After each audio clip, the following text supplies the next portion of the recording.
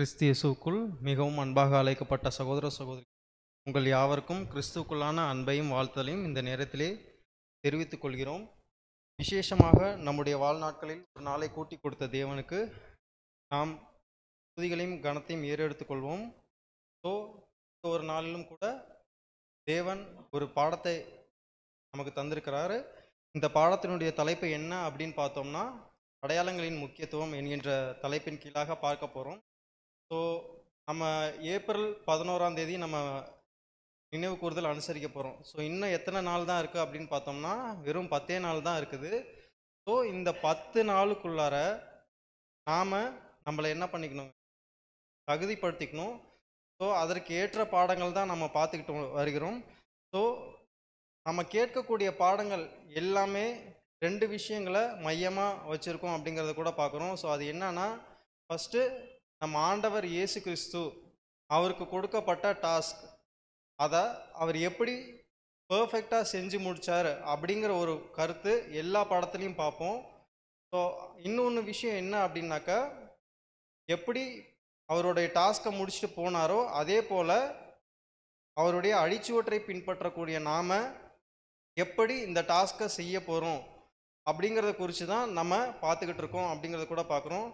So இதில் கூட எதை நம்ம முக்கியமாக பார்ப்போம் அப்படின்னா, நம்மளுடைய மைண்ட் செட், அதாவது இந்த நினைவு கூறுதலை பங்கெடுப்பதற்கு முன்னாடி நம்ம மைண்டு எப்படி இருக்கணும் அப்படிங்கிறத சோதித்து பார்க்குற வண்ணமாக தான் எல்லா பாடங்களும் இருக்கும் அப்படிங்கிறத கூட பார்க்குறோம். ஸோ இன்றைக்கி கூட ஆண்டவர் இயேசு கிறிஸ்து, அதாவது பஸ்கா அப்படிங்கிற ஒரு விஷயம் இருந்துச்சு, அதை என்னவா மாற்றிடுறாரு அப்படின்னு பார்த்தோம்னா, நினைவு கூறுதல் அப்படிங்கிற ஒரு விஷயமா மாற்றிடுறாரு. அதுவும் 2 அடையாளங்களாக மாற்றிடுறாரு. என்ன அப்படின்னு பார்த்தோம்னா, ஒன்று அப்பம், இன்னொன்று என்னன்னா திராட்சை ரசம் அப்படிங்கிறத கூட பார்க்குறோம். ஸோ இதை நீங்கள் என்ன பண்ணணுங்க, புசிக்கணும் அப்படின்னு சொல்லி சீஷர்களுக்கு நம்ம ஆண்டவர் இயேசு கிறிஸ்து சொல்லிட்டு போயிட்டாரு. இது நமக்கும் என்ன ஆகுதுன்னா அப்ளை ஆகுது அப்படிங்கிறத கூட பார்க்குறோம். ஸோ வசனம் கூட வாசிக்கலாம். 1 கொரிந்தியர் 11ஆம் அதிகாரம் 26ஆம் வசனம். கொரிந்தியர் 11ஆம் அதிகாரம் 26ஆம் வசனம். ஆகையால் நீங்கள் இந்த அப்பத்தை புசித்து இந்த பாத்திரத்தில் பானம் பண்ணும் போதெல்லாம் கர்த்தர் வருமளவும் அவருடைய மரணத்தை தெரிவிக்கிறீர்கள். ஸோ ஆகையால் நீங்கள் இந்த அப்பத்தை புசித்து இந்த பாத்திரத்தில் பானம் பண்ணும் போதெல்லாம் எதை டிக்ளேர் பண்ணிக்கிட்டு இருக்கோம் அப்படின்னாக்க, ஆண்டவர் எனக்காக ஜீவன் கொடுத்தார் அப்படிங்கிற விஷயத்த வருஷா வருஷம் நாம் டிக்ளேர் பண்ணிக்கிட்டு இருக்கோம் அப்படிங்கிற விஷயத்த கூட பார்க்குறோம். ஸோ எப்படி யூதர்கள் பஸ்காவை வருஷா வருஷம் அனுசரித்தாங்களோ, ஸோ அதே போல் நாமளும் என்ன தான் பண்ண போகிறோங்கன்னா வருஷா வருஷம் நினைவு கூற போகிறோம் அப்படிங்கிறத கூட பார்க்குறோம். ஸோ நாம் ஏன் நினைவு கூறணும் அப்படின்னு ஒரு கேள்வி நம்ம கிட்ட முன் வச்சா நம்ம என்ன பதில் சொல்லுவாங்க?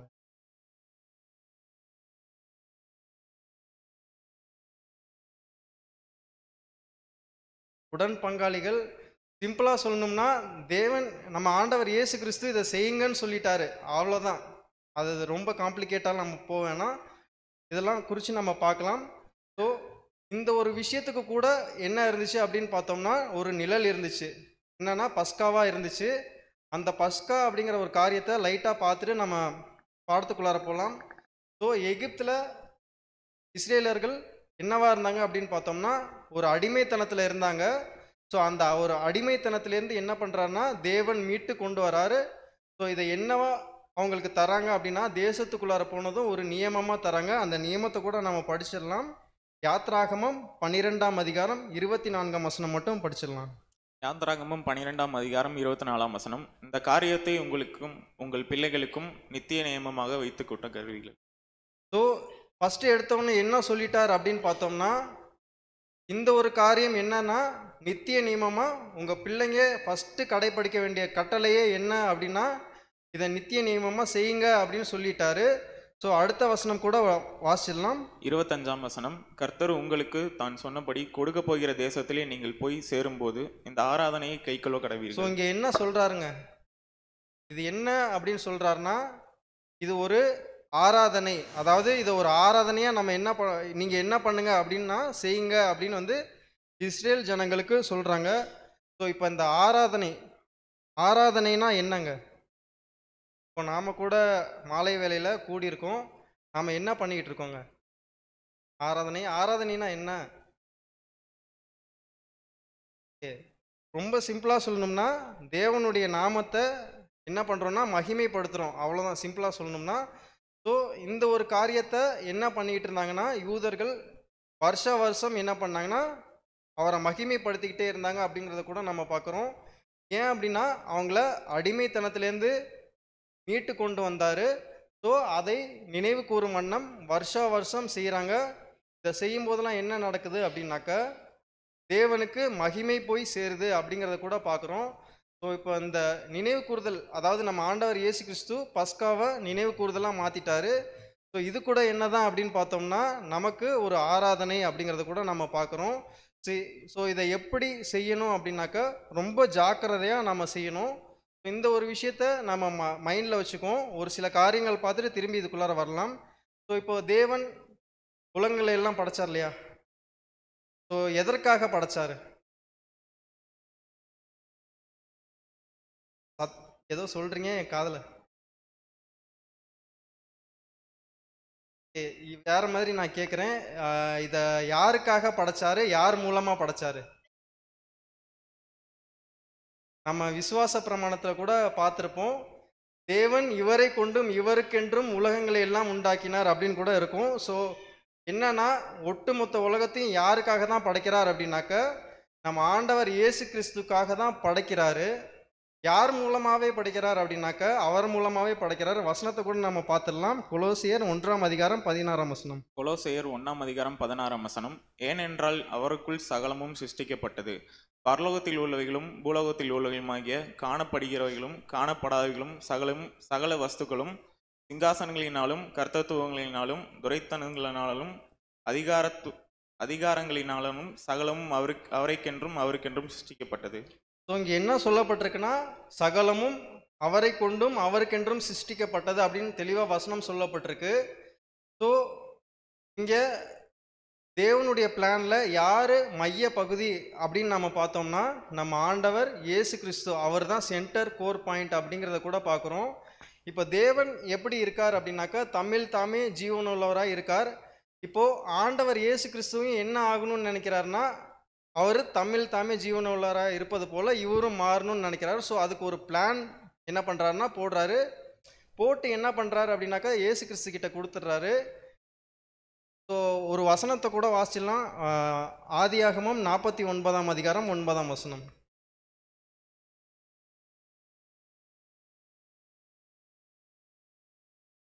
ஆதியாகமம் 49:9. யூதா பாலசிங்கம், நீ இவரை கவர்ந்து கொண்டு ஏறி போனாய். நீ இறை கவர்ந்து ஏறி கொண்டு போனாய். அதாவது தேவன் என்ன பண்ணுறாருன்னா, நம்ம ஆண்டவர் இயேசு கிறிஸ்து ஒரு யூதா பாலசிங்கம். அவர் ஒரு வேட்டைக்கு போனார் அப்படின்னா ஒரு காரியம் என்ன ஆகும் அப்படின்னா சக்ஸஸ் ஆகும். அது மட்டும் இல்லாமல் இவர் எப்படி இருக்காருன்னா, நேற்றும் இன்றும் என்றும் என்ன மாறாதவராக இருக்கார். ஸோ இவர் தன்னுடைய கீழ்ப்படிதலை பரலோகத்திலேருந்து காமிச்சிக்கிட்டு இருக்காரு. ஸோ அதனால் என்ன பண்ணுறாரு அப்படின்னா, தேவன் இவருக்கு ஒரு டெஸ்ட் வைக்கிறாரு. ஸோ இப்போ அவர் மேலேருந்தே பரலோகத்திலேருந்தே அவர் கீழ்ப்படிதலில் காமிச்சிடலாம், மரணமாக இருக்கலாம்ல, ஏன் இங்கே பூமிக்கு வந்தார்? அதாவது இப்போது இயேசு கிறிஸ்து மரிக்கணும், அதை அவர் பரலோகத்திலேருந்தே செஞ்சுருக்கலாம் இல்லையா? ஏன் பூமிக்கு அவர் பாடுகளை அனுபவித்து மரிக்கணும்? கரெக்டு. ஸோ அதுதான் பதில். ஸோ நம்ம ஆண்டவர் இயேசு கிறிஸ்து என்ன பண்ணுறாரு அப்படின்னாக்க, ஆண்டவர் இயேசு கிறிஸ்துக்கு ஒரு பிளான். அதாவது உதாரணம் கூட பார்க்கலாம், ஆபிரகாம். இப்போ ஆபிரகாம் எடுத்துக்கிட்டோம்னா, இப்போ ஆபிரகாமுக்கு நான் காண்பிக்கும் தேசத்திற்கு போனீங்கன்னா உங்களை ஆசீர்வதிச்சிருவேன் அப்படின்னு சொல்கிறாரு. ஸோ அப்போ அவர் போன உடனே ஆசீர்வதிச்சிட்டாரா? அப்போது ஆபிரகாமுக்கு ஒரு டெஸ்ட் வைக்கிறாரு. ஸோ அந்த டெஸ்ட்டில் பாஸ் ஆனால் மட்டும்தான் என்ன அப்படின்னாக்க ஆசீர்வாதத்தை தர்றாரு. ஸோ அதே தான் நம்ம ஆண்டவர் இயேசு கிறிஸ்துவுக்கும் அப்ளை பண்ணுறாரு தேவன். ஸோ அவர் இத்தனை நாள் பரலோகத்தில் இருக்கும்போது என்ன ஒரு ஜோனில் இருந்து கீழ்ப்படிதலை காமிச்சார் அப்படின்னாக்க, ஒரு கம்ஃபர்ட் ஜோன், ஒரு ஆவிக்குரிய சரீரத்தில் இருந்து அவர் என்னன்னா கீழ்ப்படிதலை காமிச்சிட்டு வந்தார். ஸோ அவர் தன்னுடைய கம்ஃபர்ட் ஜோன் எல்லாத்தையும் விட்டுட்டு ஒரு அடிமையின் ரூபம் எடுத்து என்ன ஆகிறாருன்னா, இங்கே தான் பட்ட பாடுகளினாலே என்ன பண்ணுறாருன்னா கீழ்ப்படிதலை காண்பிக்கிறாரு. ஸோ இந்த ஒரு இடத்துல நம்ம ஆண்டவர் இயேசு கிறிஸ்து என்னன்னாக்க தேவனுக்காக முற்றும் முழுதாக என்ன பண்ணுறேன், நான் என்னை ஒப்பு கொடுக்குறேன் அப்படின்னு சொல்லி அவர் கீழ்ப்படுகிறார் அப்படிங்கிறத கூட நாம் பார்க்குறோம். ஸோ அது மட்டும் இல்லாமல் எப்படி இங்கே வராருனாக்கா, இங்கே வந்து என்னென்னலாம் அனுபவிக்கணும் அப்படின்னாக்கா, தான் படைச்ச மனுஷங்க கிட்டேயே அவர் என்ன ஆகணும், அசிங்கப்படணும், அடி வாங்கணும், துப்புவாங்க. பட் இது எல்லாத்தையும் வந்து அவர் சகிச்சுக்கிட்டு அவர் என்ன பண்ணுறாருங்க, பாதம் கழுவுறாரு. ஸோ கீழ்ப்படிதலை முற்றிலும் காண்பிக்கிறாரு.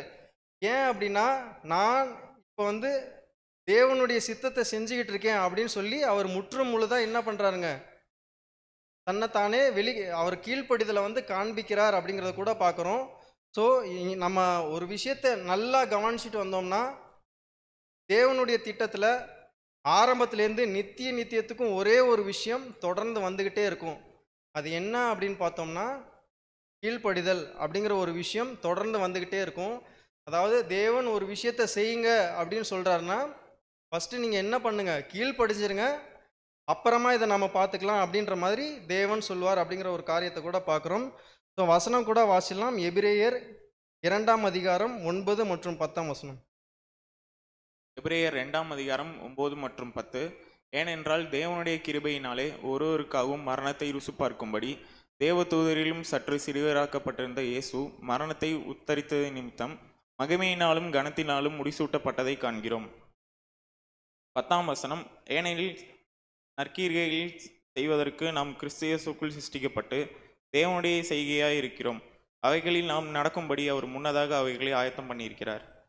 ஸோ அப்போ ரட்சிப்பின் அதிபதி என்ன பண்ணணும் அப்படின்னு பார்த்தோம்னா, உபத்திரவங்களால் தன்னை பூர்ணப்படுத்தக்கூடிய ஒரு காரியமாக இருக்குது அப்படிங்கிறத கூட பார்க்குறோம். இது தேவனுக்கு ஏற்ற ஒரு விஷயமா இருந்தது. ஸோ இந்த ஒரு கீழ்ப்படிதலை பார்க்கணும் அப்படின்ட்டு தான் முதல்ல ஒரு மனுஷனை படைக்கிறாரு. படைச்சி என்ன பண்ணுறாருன்னா, ஒரு தோட்டத்தில் அவரை வைக்கிறாரு. வச்சு அவர்கிட்ட கீழ்ப்படிங்க அப்படின்னு சொல்கிறாரு. பட் அவர் செஞ்சாரா அப்படின்னு பார்த்தோம்னா, அவர் என்ன பண்ணலங்க, அதில் ஃபெயில் ஆயிட்டார் அப்படிங்கிறத கூட பார்க்கணும். வசனம் கூட வாசிக்கலாம். ரோமர் 5ஆம் அதிகாரம் 18 மற்றும் 19ஆம் வசனம். ரோமர் 5ஆம் அதிகாரம் 18 மற்றும் 19.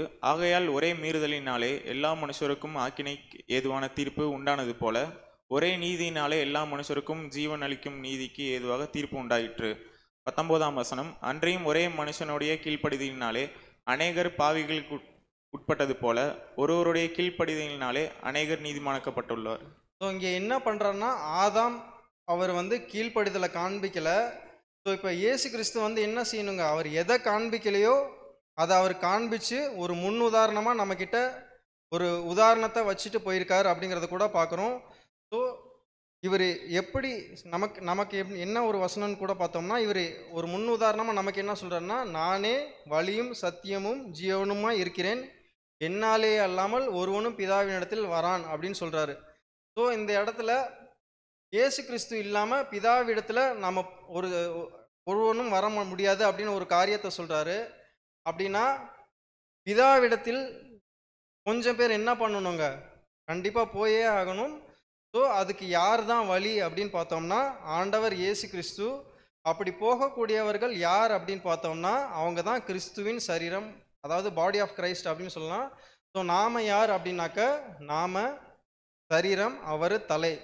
ஸோ தலை எப்படி முற்றும் முழுதாக அவருடைய பங்கை செய்து முடிச்சுட்டு போனாரோ, அதே போல் நாமளும் என்ன தான் பண்ணணும்னாக்க, நாம் அவரை போல பாடுகளை அனுபவித்து என்ன ஆகணும் அப்படின்னாக்கா, பிதாவினிடத்தில் போவது சித்தமாக இருக்குது. அதுக்கு யார் தான் வழி அப்படின்னு பார்த்தோம்னா, நம்ம ஆண்டவர் இயேசு கிறிஸ்து தான் வழி.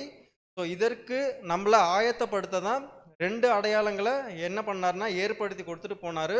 ஸோ அதுவும் மேல் வீட்டு அறையில் என்ன பண்ணார்னா ஏற்படுத்தி கொடுத்துட்டு போனார். ஸோ இப்போ அவர் இந்த ஒரு இடத்துல நிறைய விஷயங்கள் அவர் சொல்லியிருப்பார். அதாவது உதாரணத்துக்கு பாதம் கழுவுதல்னா என்ன, அப்பம் பிக்குதல்னா என்ன, அப்பத்தை உண்ணலைன்னா என்ன, என்னில் பங்கில்லை, அது மட்டும் இல்லாமல் உங்களால் கூடுமா அப்படின்னு நிறைய விஷயங்கள் என்ன பண்ணுவார்னா கேட்பார். பட் அந்த இடத்துல என்ன பண்ணாங்கன்னா, சீஷர்கள் கூடும் அப்படின்னு ஒரு பதில் சொன்னாங்க. அந்த ஒரு இடத்துல ஃபுல் அண்டர்ஸ்டாண்டிங்கோட சொன்னாங்களா அப்படின்னு பார்த்தோம்னா இல்லை. எப்போ பரிசுத்த ஆவி அவங்களுக்கு கிடைக்குதோ அப்போ தான் அவர் என்ன சொன்னார்ன்ற விஷயமே வந்து என்ன ஆகுதுன்னா இவங்களுக்கு புரியுது அப்படிங்கிறத கூட நாம் பார்க்குறோம். ஸோ அப்போ தேவனுடைய கிராண்ட் பிளானில் யார் தான் சென்டர் பாயிண்ட் அப்படின்னாக்கா நம்ம ஆண்டவர் இயேசு கிறிஸ்து. நாம அவர் சரீரமாக இருக்கிறதுனால நமக்கும் அதில் என்ன இருக்குன்னாக்கா அவருக்கு அதில் ஒரு பங்கு இருக்குது அப்படிங்கிறத கூட பார்க்குறோம். ஸோ இப்போ இந்த அப்பம் திராட்சை ரசம், ஸோ இதில் இந்த ரெண்டு விஷயம், அப்பம்னா என்ன, திராட்சை ரசம்னா என்ன அப்படிங்கிறத நம்ம ஏன்னா நிறைய தெரிஞ்சிருக்கோம். ஸோ கொஞ்சம் மேலோட்டமாக நம்ம பார்த்துட்டு அடுத்த விஷயங்களுக்குள்ளே கடந்து போகலாம். ஸோ இந்த அப்பம் திராட்சை ரசத்தை குறித்து பார்க்கலாம். இப்போ இந்த அப்பம் எதை குறிக்குது அப்படின்னாக்கா இயேசு கிறிஸ்துவின் சரீரத்தை குறிக்குது. ஸோ இதை குறித்து நம்ம ஆண்டவர் இயேசு கிறிஸ்து அவருடைய ஊழிய நாட்களின் ஆரம்ப பகுதியில் ஒரு விஷயம் சொல்லியிருப்பார்.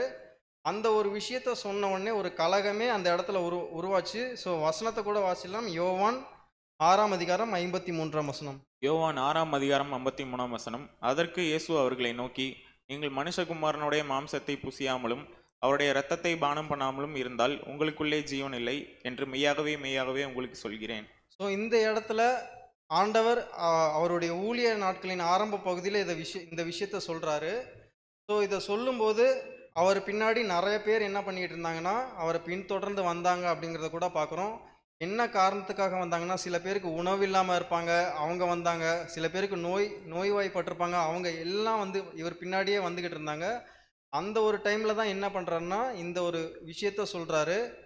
இந்த ஒரு விஷயத்த அவர் சொன்ன உடனே அங்கே என்ன ஆகுதுனாக்கா ஒரு கலகமே உருவாகுது. அதாவது இவர் என்ன இவ்வளோ கடினமான உபதேசமாக சொல்லிகிட்டு இருக்காரு, அதாவது மனுஷனுடைய மாம்சத்தையும் ரத்தத்தையும் எப்படி புசிக்கிறது, இது ரொம்ப கடினமான ஒரு உபதேசமாக இருக்குது, நாங்கள் இதை பின்பற்ற மாட்டோம் அப்படின்னு சொல்லிட்டு நிறைய பேர் என்ன பண்ணிட்டாங்கன்னா அந்த இடத்துல வாங்கி போயிட்டாங்க அப்படிங்கிறத கூட நாம் பார்க்குறோம். ஸோ அந்த இடத்துல ஒரே ஒருத்தர் மட்டும் அங்கே நின்றுக்கிட்டு இருந்தார். யாருங்க அது? பேதுரு. பேதுரு என்ன சொன்னார்னா, எங்கே போவோம் ஆண்டவரே, நித்திய ஜீவ வசனம் உங்ககிட்ட தானே இருக்குது அப்படின்னு சொல்லி நின்றுருக்காங்க. இந்த இடத்துல நம்மளை பொருத்தி பார்த்தோம்னா நாம் இந்த இடத்துல ஒரு பேதுரு வகுப்பாராக இருக்கும். எப்படி அந்த இடத்துல அநேக பேருக்கு புரியலையோ, பேதுருக்கு ஒரு சில விஷயங்கள் புரிஞ்சதோ, அதுபோல் இந்த ஒரு நினைவு கூறுதல்ன்ற விஷயத்தில் நமக்கு ஒரு சில விஷயங்கள் தேவன் உணர்த்தியிருக்காரு. அதை பேர் சபைகளுக்கு கூட உணர்த்தலை. இந்த ஒரு விஷயத்த பேர் சபைகள் எப்படி அனுசரிக்கிறாங்க அப்படின்னாக்க, மாதம் மாதம் செய்கிறவங்க இருக்காங்க, வாரம் செய்கிறவங்க இருக்காங்க, தினமும் அனுசரிக்கிறவங்க இருக்காங்க, அப்புறம் எப்பப்பெல்லாம் கூடுகை நடக்குதோ அப்பப்பெல்லாம் அனுசரிக்கிறவங்களாம் இருக்கிறாங்க. ஸோ இந்த ஒரு மகிமை என்ன அப்படின்ற இந்த ஒரு விஷயத்தோட மகிமை கணம் என்ன அப்படிங்கிறதோட இம்பார்ட்டன்ஸ் என்ன ஆகலைன்னா பேர் சபையில் இருக்கக்கூடிய சகோதர சகோதரிகளுக்கு சுத்தமாக தெரியல அப்படிங்கிறத கூட நாம் பார்க்குறோம். ஸோ நமக்கு இந்த விஷயங்களை கொடுத்துருக்காரு. ஸோ இந்த அப்பம்னா என்ன, அப்பம் பிக்கப்படுதல் அப்படின்னா என்ன அப்படிங்கிறத வாசிடலாம். அப்பம் பிக்கப்படுவது ஜீவனை கொடுப்பதற்கும் சத்திய வழியை நடப்பதற்கும் மற்றும் இடுக்கமான பாதையை திறந்து வைக்கிறதுமாய் இருக்கிறது. ஸோ இந்த அப்பம் பிக்குதல் ஒரு இடுக்கமான பாதைக்குள்ளார கடந்து செல்லக்கூடிய ஒரு விஷயமா இருக்குது. இதை யாருடைய சரீரம் அப்படின்னா கிறிஸ்துவுடைய சரீரம். ஸோ இப்போ ஒரு கேள்வி, இந்த அப்பம் அப்படின்னு சொல்கிறோம்ல, இது யாருங்க? இயேசு கிறிஸ்துவுடைய சரீரம். அப்போ இயேசு கிறிஸ்துவோட சரீரம் அப்படின்னா யாருங்க? நாம தான். ஸோ இந்த ஒரு விஷயம் மைண்டில் இருக்கட்டும், இதை குறித்து பின்னாடி பார்க்கலாம். இந்த வாக்கியங்களை கூட வாசிடலாம். பிதாவாகிய தேவனிடத்தில் நாம் சேருவதற்கு ஆண்டவராய் இயேசு கிறிஸ்துவை புசிக்க வேண்டும். இயேசு கிறிஸ்து பிற்கப்படவில்லை என்றால் ஆதாம் பாவத்திலிருந்து மரண நோகத்திலிருந்து விடுதலை பெற்றிருக்க முடியாது. இந்த இடத்துல நம் பிதாவின் இடத்துல சேரணும் அப்படின்னா நம்ம ஆண்டவராகிய இயேசு கிறிஸ்துவின் சரீரம் பிக்கப்பட வேண்டும் அப்படிங்கிறது சொல்கிறாரு தேவன். ஸோ இதில் நமக்கு என்ன பங்கு இருக்குன்னாக்கா, எப்படி இடுக்கமான வாசலை திறந்து வச்சாரோ அதே போல் நாம் என்ன பண்ணணுங்க, புளிப்பில்லாதவர்களாக இதில் நாம் பங்கு பெறணும் அப்படிங்கிறத கூட பார்க்குறோம். ஸோ இதை நம்ம விசுவாசிக்கலை புசிக்கலை அப்படின்னாக்கா ஆதாமுடைய பாவத்திலேருந்து நமக்கு என்ன இல்லைங்க, விடுதலை இல்லை அப்படிங்கிறத கூட நாம் பார்க்குறோம். ஸோ ஏன் இது பார்க்குறோம் அப்படின்னா, ஆண்டவர் இயேசு கிறிஸ்து எப்பேற்பட்ட பலி செலுத்தியிருக்கார் அப்படின்னு பார்த்தோம்னா, கொஞ்சம் கூட புளிப்பே இல்லாத ஒரு பலி. அதாவது அவருடைய வாழ்க்கையில் பாவம் அப்படிங்கிற ஒரு விஷயம் துளி அளவு கூட அவர்கிட்ட இல்லை அப்படிங்கிறத கூட நாம் பார்க்குறோம். ஸோ இதை வசனத்தில் கூட வாசிக்கலாம். எபிரேயர் 7ஆம் அதிகாரம் 26ஆம் வசனம். எபிரேயர் 7ஆம் அதிகாரம் 26ஆம் வசனம். பரிசுத்தரும் குற்றமற்றோரும் மாசில்லாதவரும் பாவிகளுக்கு விலகினவரும். ஸோ இந்த வாக்கியத்தில் பார்த்தோம்னா வசனத்தில் என்ன சொல்லுது? பரிசுத்தர், குற்றமற்றவர், மாசில்லாதவர், பாவிகளுக்கு விலகினவர். அதாவது வசனமே என்ன ஒரு ப்ரூஃப் கொடுக்குதுன்னா அவர்கிட்ட கொஞ்சம் கூட பாவம் இல்லை. ஸோ இப்போ நம்மளோட பாட் இதில் நம்மளோட பாட் என்ன? இப்போ புளிப்பு அப்படின்னா என்ன அப்படிங்கிறத கூட நம்ம பார்த்துடலாம். ஸோ இதை கூட வாசிடலாம். அப்பமானது புளிப்பற்றதாகும். புளிப்பு என்பது கெடுக்கிற ஒன்றாக, சீரழிக்கும் ஒன்றாக இருப்பதினால் பாவத்திற்கான அடையாளமாய் இருக்கிறது மற்றும் பாவம் மனுக்குலத்தின் கொண்டு வந்தன சீரழிவையும் மரணத்தையும் அடையாளப்படுத்துகின்றதாய் இருக்கிறது. புளிப்பு என்றாலே பாவம். புளிப்பு என்றாலே பாவம். தொடர்ந்து இதையும் வாசிடலாம். ஆகவே தேவன் அருளியுள்ளதான தூய்மையான புளிப்பற்ற மாசற்ற அப்பத்தை குறித்து உணர்ந்து கொள்வோமாக மற்றும் அவரை புசிப்போமாக. அதாவது சத்தியத்தை புசித்து ஜீரணிப்பதன் வாயிலாக அவரை நாம் புசிப்போமாக. ஆதிலும் விசேஷமாக விசுவாசத்தின் வழியாகவே அவரது நீதியை நமக்கு சொந்தமாக்கி கொள்ளுதல் மற்றும் சத்தியத்தை புசிப்போமாக.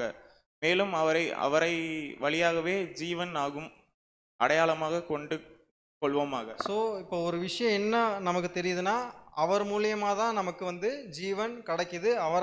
அவர் அல்லாமல் எங்கே என்ன இல்லை அப்படின்னா ஜீவன் இல்லை அப்படிங்கிறத கூட நம்ம வாசிக்கிறோம்.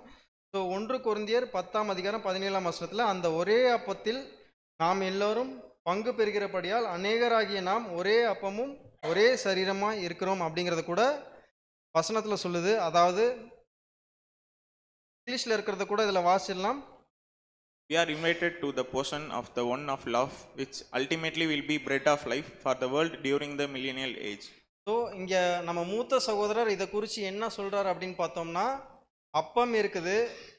எப்படி ஆண்டவர் இயேசு கிறிஸ்து மரிச்சாரோ அது யாருக்கு ஒரு விடுதலையை கொடுத்துச்சுனாக்கா, யாருக்கு ஜீவனை கொடுத்துச்சு அப்படின்னாக்கா அவருடைய சபையாகிய சரீரத்துக்கு.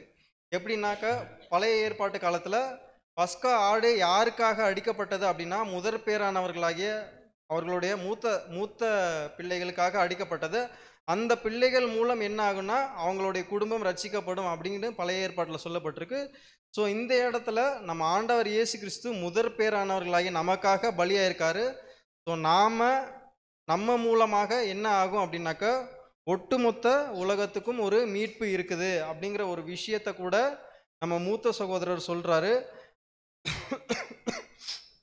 ஸோ எப்படி நம்ம ஆண்டவர் இயேசு கிறிஸ்து ஒரு பழுதற்ற பலியை செஞ்சாரோ நாம் என்ன பண்ணணும்னா நாமளும் அதே போல் புளிப்பில்லாத ஒரு பலியை என்ன பண்ணியே ஆகணும்னா செலுத்தியே ஆகணும் அப்படிங்கிறத கூட ஒரு விஷயமா நம்ம பார்க்குறோம். இப்போ நம்மக்கிட்ட ஒரு கேள்வி, நம்மக்கிட்ட பாவம் இல்லையா? இருக்குது. ஸோ பாவம் நிறையா இருக்குது. அப்புறம் எப்படி நம்ம புளிப்பு இல்லாமல் இதில் பங்கு பெற முடியும் அப்படின்னாக்க, ஸோ நாம் எப்போ பேப்டிசமில் நம்மளை ஒப்பு கொடுத்தோமோ அப்போ எந்த பாவம் போகுதுன்னா ஆதாமின் நிமித்தம் அந்த பாவங்கள் எல்லாமே என்ன ஆகுது அப்படின்னாக்க போகுது. அது மட்டும் இல்லாமல் தேவன் அதாவது நமக்கு அறியாமையில் இருந்த காலத்தில் செஞ்ச பாவங்கள் எல்லாத்தையும் என்ன பண்ணிடுறாரு அப்படின்னு பார்த்தோம்னா அது எல்லாத்தையும் மறந்துடுறாரு, முற்றிலும் மறந்துடுறாரு. ஸோ இப்போது நாம் அதற்கப்புறம் செய்யக்கூடிய பாவங்களுக்கு என்ன பண்ணிடுறாருங்க, அவர் மன்னிப்பும் தந்துடுறாரு அப்படிங்கிற ஒரு விஷயத்தை கூட நம்ம பார்க்குறோம். ஸோ இப்போது நாம் என்ன பண்ணணும் அப்படின்னாக்கா பழுதற்ற பலியாக எப்படி இயேசு கிறிஸ்து செஞ்சாரோ அதே போல் நாமளும் என்ன பண்ணணுங்க, நம்மளை ஒப்பு கொடுக்கணும் அப்படின்றத கூட பார்க்குறோம். அந்த கீழே கடைசியாக இருக்கிற வார்த்தை இது represent the complete church which must be broken. So இந்த ஒரு அப்பம் அதாவது இந்த சரீரம் எதை குறிக்குதுன்னா ஒட்டுமொத்த சபையை குறிக்கிறது அப்படின்றது மூத்த சகோதரர் எழுதியிருக்காரு. இதை என்ன பண்ணணுங்க, விற்கப்படணும் அப்படிங்கிற ஒரு விஷயம் நம்ம பார்க்குறோம். ஸோ அடுத்தது இந்த திராட்சை ரசம் எதை குறிக்குது அப்படின்னு நம்ம எல்லாருக்கும் தெரியும், அவருடைய ரத்தம் அதை குறிக்கிறதா இருக்குது. ஸோ இதை கூட வாசிடலாம். திராட்சை பழ ரசமானது நமது கர்த்தரினால் பலி செலுத்தப்பட்ட ஜீவனை அடையாளப்படுத்துகிறதா இருக்கின்றது. தொடர்ந்து வாசிக்கலாம். ஆனால் இந்த பாத்திரத்தை நம் சீடர்களுக்கு கொடுத்தார். அதற்கு என்ன அர்த்தம்? அவருடைய பாடுகளில் பங்கு கொள்கிறோம். கிறிஸ்துவின் உபத்திரவங்களை குறைவான அதை நிறைவேற்ற தக்கதான அழைப்பாய் காணப்பட்டது. தொடர்ந்து வாசிக்கலாம். நீதிமானாக்கப்பட்டு பிற்பாடு நாமாய் முன் வந்து கிறிஸ்துவின் நோக்கங்களை ஆதரிப்பதின் வாயிலாக அவரது பாடுகளில் பங்கு கொள்வோமானால் நாம் நீதிமானாக்கப்பட்டு அவருடைய பாடுகளில் நாமளா, அதாவது செல்ஃப் சாக்ரிஃபைஸ், நாம் இதில் செல்ஃப் சாக்ரிஃபைஸ் பண்ணோம் அப்படின்னா நாமளும் என்னதானா அவருடைய பாடுகளில் பங்கு பெறக்கூடியவர்களாக இருக்கிறோம். தொடர்ந்து வாசிக்கலாம். நாம் தேவனால் கிறிஸ்துவின் சரீரத்தில் அங்கத்தினராகவும் மற்றும் இயேசுவின் பாடுகளில் பங்கடைவர்களாகவும் கருதப்படும். ஸோ நம்ம என்ன பண்ணுறோம்னாக்கா, இந்த ஒரு விஷயத்தை நம்ம செல்ஃப் சாக்ரிஃபைஸ் பண்ணோம் அப்படின்னா நம்ம அவருடைய பாடுகளில் பங்கு பெறக்கூடியவர்களாகவும் இருக்கிறோம். ஸோ ரோமரில் கூட சொல்லப்பட்டிருக்கு, நம்ம என்னங்க அவருடைய பிள்ளைகள்னா அவருடைய பாடுகளில் நமக்கும் என்ன இருக்குது அப்படின்னாக்க பங்கு கண்டிப்பாக இருக்குது. இதை கூட வாசிச்சிடலாம். ரோமர் 8:17 நாம் பிள்ளைகளானாலும் சுதந்திரராமே, தேவனுடைய சுதந்திரம் கிறிஸ்துவுக்கு உடன் சகோதரராமே, கிறிஸ்துவுடன் கிறிஸ்துவுடனே கூட நாம் மகிமைப்படும்படி அவருடனே கூட பாடுகளில் பங்கடைவோம். அவரோடு கூட பாடுபட்டால் நாமளும் என்ன ஆகும் அப்படின்னா அவரோடைய சேர்ந்து என்ன ஆகுங்க, அவருடைய ஒரு பாட்டாக ஆகும் அப்படிங்கிறத கூட பார்க்குறோம். ஸோ வெறும் அப்பம் மட்டும் புசிச்சா போதுமா அப்படின்னாக்கா கண்டிப்பாக இல்லை.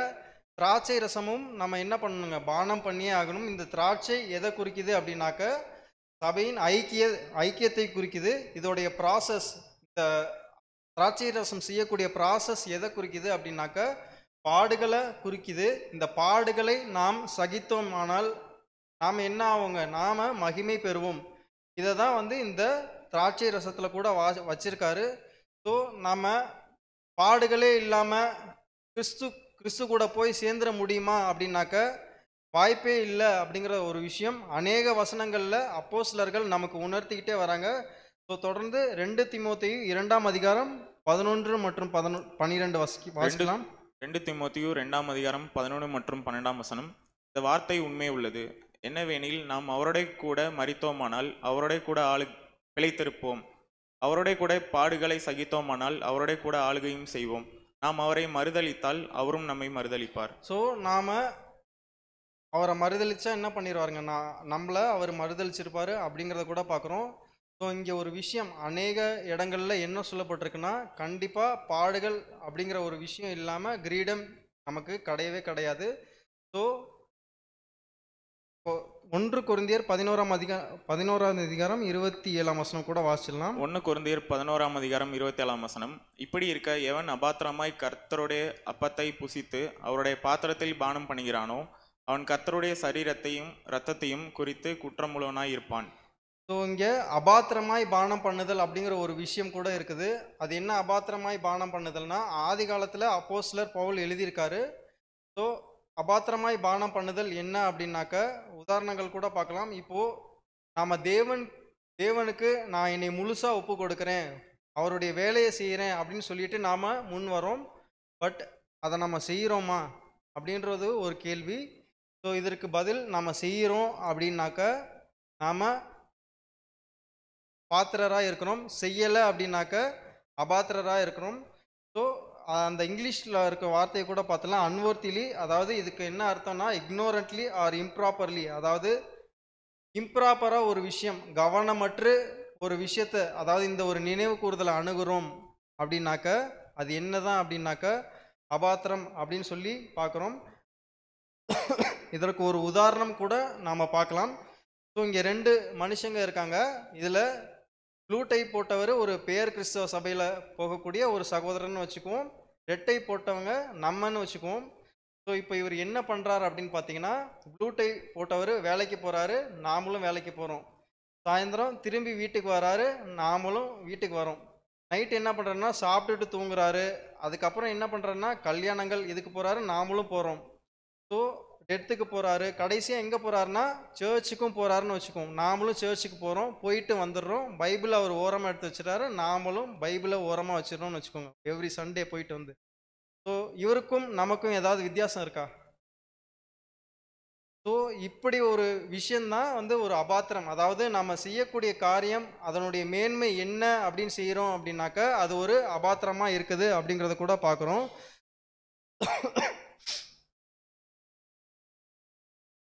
ஸோ இதனுடைய மேன்மையை புரிஞ்சிக்காம நாம் செய்யக்கூடிய விஷயங்கள் நம்மளை அபாத்திரராய் கொண்டு போகுது அப்படிங்கிறத கூட பார்க்குறோம். ஸோ இப்படி ஒரு நிலைமையில் நாம் ஒரு திராட்சை ரசத்தையும் அப்பத்தையும் புசிச்சோம்னா அது என்னவா இருக்கும் அப்படின்னா அது வெறும் அப்பம் திராட்சை ரசமும் மட்டும்தான் இருக்கும். கிறிஸ்துவின் சரீரமாக ரத்தமாக மாறாது அப்படிங்கிறத கூட பார்க்குறோம். அதுக்கு நம்ம என்ன பண்ணிடலாங்க, பிரெட்டை வாங்கி சாப்பிட்றலாம். அந்த மாதிரி ஒரு நிலைமையில் நம்ம சாப்பிடக்கூடிய ஒரு காரியமாக இருக்கும் அப்படிங்கிறத கூட பார்க்குறோம். ஸோ அப்போ நம்ம என்ன செய்கிறோம் அப்படிங்கிறத தெளிவாக நம்ம மைண்டில் நிறுத்திக்கிட்டு நம்ம என்ன காரியம் செய்ய போகிறோம் அப்படிங்கிறத வந்து நாம் தெளிவாக இருந்து அதை செய்யணும் அப்படிங்கிறத கூட நம்ம பார்க்குறோம். ஸோ இதுக்கு ஒரு உதாரணம் கூட பார்த்தோம்னா அப்போஸ்தலர்களை எடுத்துக்கலாம். இப்போ அப்போஸ்தலர்கள் நினைவு கூர்ந்திருப்பாங்களா இல்லையா? இப்போது நாம் நினைவு கூற போகிறோம். இப்போ நாம் எப்படி நினைவு கூறுவோம், அப்போஸ்தலர்கள் எப்படி நினைவு கூறுவோம் அப்படிங்கிறத தேவன் ஒப்பிட்டு பார்த்தா அது எப்படி இருக்கணுங்க, ரெண்டும் ஒரே மாதிரி இருக்கணும். ஒருவேளை நாம் அபாத்திரமாக இதில் கலந்துக்கிட்டோம் அப்படின்னாக்க என்ன பண்ணுவாங்க, அது வந்து ஒரு டெத்துக்கு சமமான ஒரு விஷயம் அப்படின்றத கூட பார்க்குறோம்.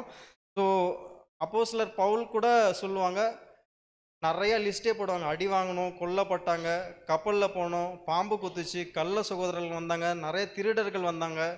எல்லாத்தையும் என்னவா நினைக்கிறேன் அப்படின்னாக்க கிறிஸ்துக்காக அற்பமும் குப்பையுமாய் நினைக்கிறேன் அப்படின்னு சொல்லி சொல்கிறாரு. ஸோ இங்கே அவங்களும் வந்து இதில் பங்கு பெற்றிருப்பாங்க. அவங்களுக்கு ஒரு ஸ்பெஷல் ப்ரிவிலேஜ்லாம் இருந்தது, இல்லைன்னு சொல்லலை. பட் இருந்தாலும் அவங்க மைண்டில் ரெடி ஆகாமல் அவங்களுக்கு என்ன பண்ணியிருக்க மாட்டார்னா தேவன் பரிசுத்தாவியை அந்த இடத்துல தந்திருக்க மாட்டார் அப்படிங்கிற ஒரு விஷயத்த கூட நம்ம பார்க்குறோம். ஸோ அடுத்து என்ன பண்ணலாம் அப்படின்னாக்கா ஒரு பேரபிள், டேலண்ட் பேரபிள். ஸோ இந்த இடத்துல 5 தாலந்து கொடுத்த ஒருத்தட்ட எத்தனை தாளந்தை கேட்குறாரு, எத்தனை பலன் கேட்குறாரு? 5 தாளந்து கொடுத்தவட்ட 5 எதிர்பார்க்குறாரு. 2 கொடுத்தவட்ட 2 தான் எதிர்பார்க்குறாரு. ஒன்றே ஒன்று தான் கொடுத்துறேன்னா 1 தான் எதிர்பார்க்குறாரு. ஸோ இப்போ நமக்கு என்ன கொடுத்துருக்காரோ அதற்கேற்ற பலன் மட்டும்தான் நம்ம தேவன் நம்மக்கிட்டேருந்து எதிர்பார்க்குறாரு. ஸோ இப்போ நாம் தினமும் என்ன பண்ணுறோங்க, சத்தியத்தை கேட்குறோம். அதாவது மனித வரலாற்றிலே எடுத்துக்கிட்டோம்னா நமக்கு மட்டும்தான் ரொம்ப அதிகமான சத்திய வெளிச்சங்கள் கிடச்சிருக்கு. இந்த கிடைக்கப்பட்ட சத்தியங்களை வைத்து நாம் என்ன பண்ணுறோம்? ஸோ அதை வந்து கொஞ்சம் சிந்திச்சு பார்க்கணும் அப்படிங்கிறத கூட பார்க்குறோம். ஸோ தேவன் எப்படி இயேசு கிறிஸ்துவை நம்பி ஒரு டாஸ்கை கொடுத்தாரோ அதே போல் தான் நம்மளையும் நம்பி தான் கொடுத்துருக்காரு அப்படிங்கிற ஒரு விஷயத்த கூட நம்ம பார்க்குறோம். ஸோ நாம் இதில் அபாத்திரமாக பானம் பண்ணினோம்னா என்ன இல்லைன்னா உலக மக்கள் என்ன ஆக முடியாதுங்க, ஜீவனுக்குள்ளார அடுத்து வர முடியாது, மில்லனியல் ஏஜில் வர முடியாது. ஸோ நாம் பாத்திரராக இதில் பானம் பண்ணியே ஆகணும் அப்படிங்கிற ஒரு விஷயத்த கூட நம்ம பார்க்குறோம். ஸோ எப்படி கெத்செமனே தோட்டத்துலலாம் இயேசு கிறிஸ்து ஒவ்வொரு விஷயத்தையும் வந்து ரொம்ப கேர்ஃபுல்லாக பண்ணாரோ அந்த ஒரு மைண்டு நமக்குள்ளார இருக்கணும் அப்படிங்கிற ஒரு விஷயத்த கூட நாம் பார்க்குறோம். ஸோ அப்போ இப்போ நாம் நிதானிக்கிறது இருக்கட்டும், இப்போ மற்ற சகோதரர்கள் பங்கு பெறலாமா பங்கு பெறக்கூடாதான்னு நாம் யோசிக்கலாமா? ஏன் அப்படின்னாக்க நம்மளை நாமளே தான் நிதானிக்கணும். ஸோ அந்த ஒரு சகோதரர் அதிக பாவம் செஞ்சுருக்காரு, அவர் எப்படி இதில் பங்கு பெறலாம், அந்த ஒரு தாட்லாம் நமக்கு வரவே கூடாது. அந்த ஒரு சகோதரர் தேவன்கிட்ட என்ன பண்ணியிருப்பாருங்க, மன்னிப்பு பெற்றுட்டு அவர் என்ன பண்ணலாம், அவர் கலந்து கொள்ளலாம். அது அவருக்கும் தேவனுக்கும் உள்ள விஷயம். ஸோ இந்த ஒரு விஷயத்தில் நாம் என்ன பண்ணக்கூடாதுன்னா கண்டிப்பாக தலையிடவே கூடாது அப்படிங்கிற ஒரு விஷயத்த கூட நாம் பார்க்குறோம். ஸோ அதனால் நம்மளை நாமே என்ன பண்ணணுங்க, நிதானித்து அறியணும் அப்படிங்கிறத கூட பார்க்குறோம். ஸோ அடுத்து கூட வாசிக்கலாம். லூக்கா 13ஆம் அதிகாரம் 6ஆம் வசனம் முதல் 8ஆம் வசனம் வரை. இந்த வசனத்தை வாசிக்கும்போது உங்கள் மைண்டில் என்ன வருதுன்னு சொல்லுங்கள். ஸோ இது வந்து யாருக்கு சொல்லப்பட்டதுன்னா அந்த காலத்தில் அந்த டைமில் இஸ்ரேல் ஜனங்களுக்கு ஆண்டவர் இயேசு கிறிஸ்து சொன்னார். இது நமக்கும் என்ன ஆகும்னா பொருந்தும். வாசிக்கலாம். லூக்கா 13ஆம் அதிகாரம் 6 முதல் 8 வரை. அப்பொழுது அவர் ஒரு உவமையை சொன்னார். ஒருவன் தன் திராட்சை தோட்டத்தில் ஒரு அத்தி மரத்தை நட்டிருந்தான். அவன் வந்து அதிலே கனியை தேடின போது ஒன்றும் காணவில்லை. 7ஆம் வசனம்.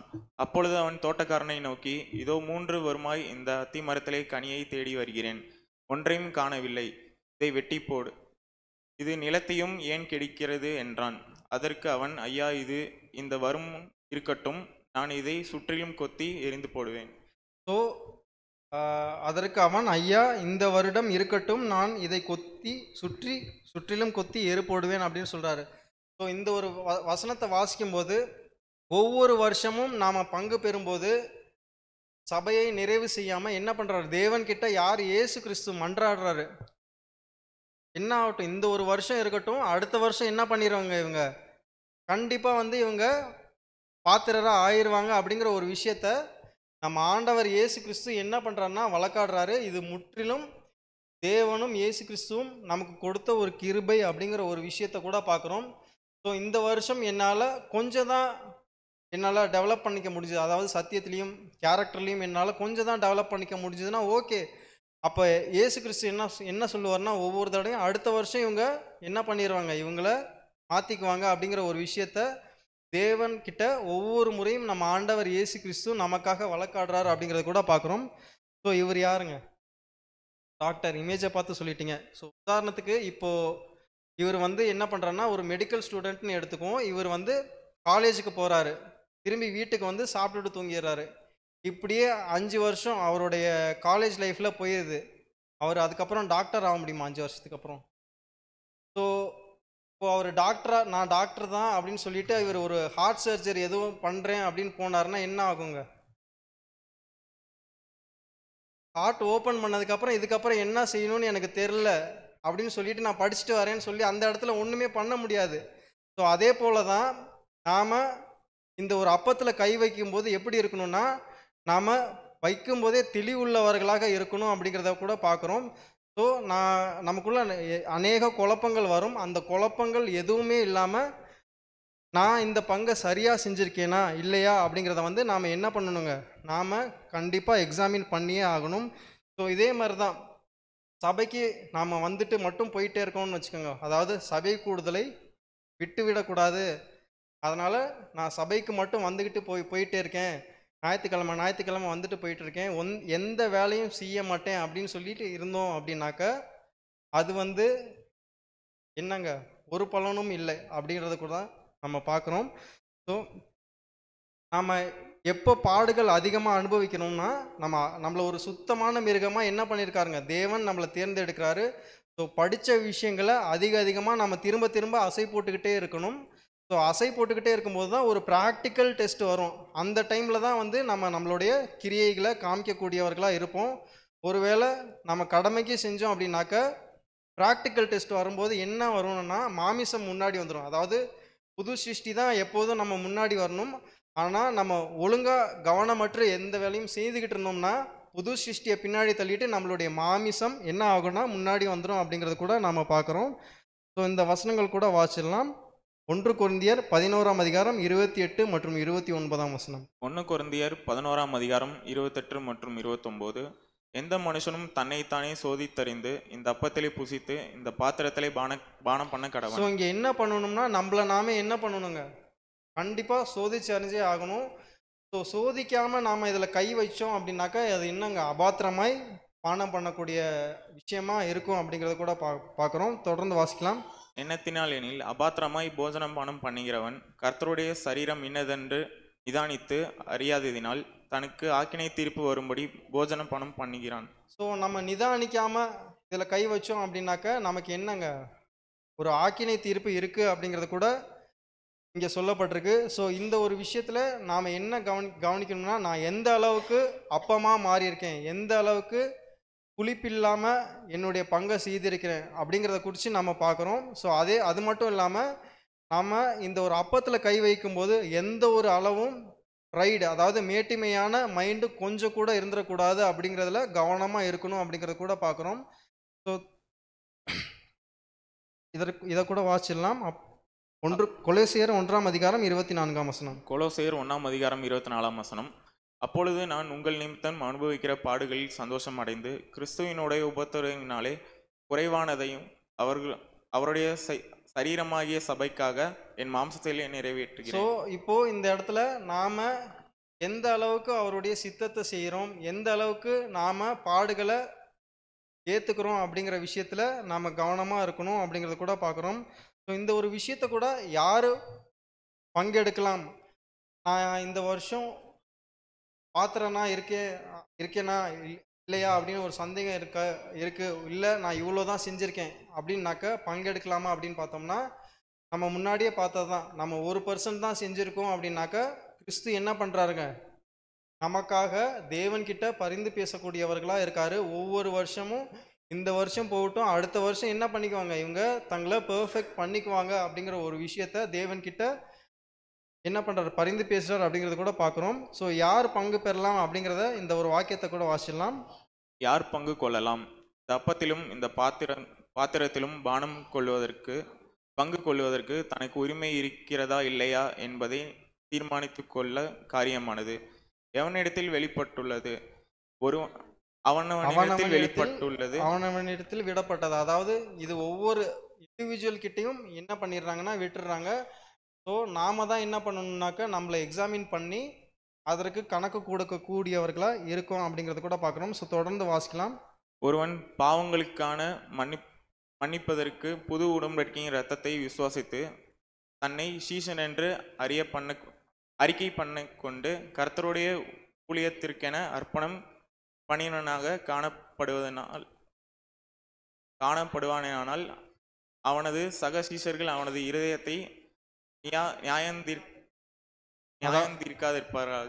ஸோ முன்னாடியே நம்ம பார்த்த விஷயந்தான். அதாவது மற்ற சகோதரர்களை நாம் என்ன பண்ணக்கூடாது? இவர் பங்கு பெறலாம், இவர் பங்கு பெறக்கூடாது அப்படிங்கிற விஷயத்தில் நாம் இதில் தலையிடவே கூடாது அப்படிங்கிறத கூட நம்ம பார்க்குறோம்.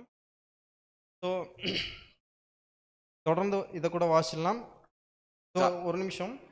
ஸோ நம்ம இதில் முடிவு பகுதிக்குள்ளே வந்துட்டோம். ஸோ நம்ம இந்த ஒரு காரியத்தில் நம்ம பங்கு பெறும்போது நம்ம எப்படி இருக்கும் அப்படின்னாக்கா ஜாக்கிரதை உள்ளவர்களாக இருக்கணும் அப்படிங்கிறத கூட பார்க்குறோம்.